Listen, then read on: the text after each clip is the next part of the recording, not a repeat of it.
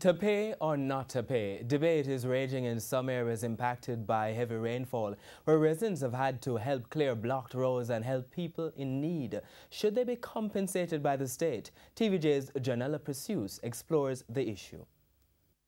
Call them your unofficial first responders. They're persons from communities across the country where, during a disaster, are on the scene within seconds. The recent heavy rains in northern and eastern parishes have caused residents to improvise in the absence of immediate relief from the state. A bridge, for example, was washed away in one St. Mary community. Residents erected a makeshift structure, providing access for a family which had been marooned for days. In Mattyhole, Portland, no taxi, no problem.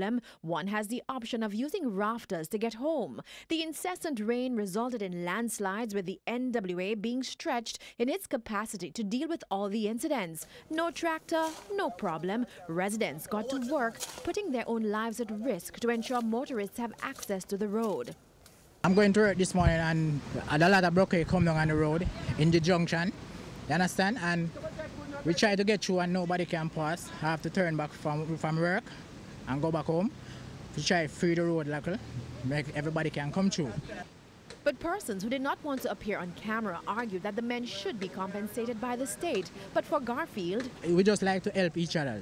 You understand? It's not all about money. You understand? It's just to save life and those.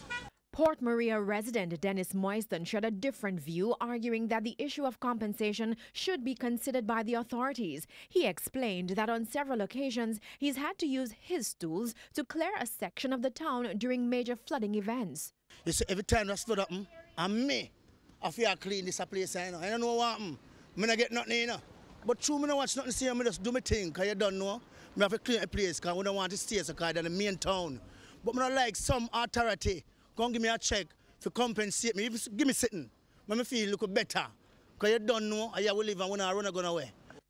Communications manager for the NWA, Stephen Shaw, says in some cases the agency encourages self-help, but the challenge that we may have is that you have drainage features in some of these areas. Persons sometimes unwittingly block these drains in attempting to clear the impediments from the roads. So should these persons be compensated? Well, I don't know that there is a policy prescription as it relates to compensation for such individuals. Usually when you talk about compensation, there is an agreement between government and whosoever it is the service provider. And so outside of this, it's very difficult for us as a government entity to pay individuals for such work. I mean, they are taking on such activities, understanding that it is gratis. Janella Precious, TVJ News.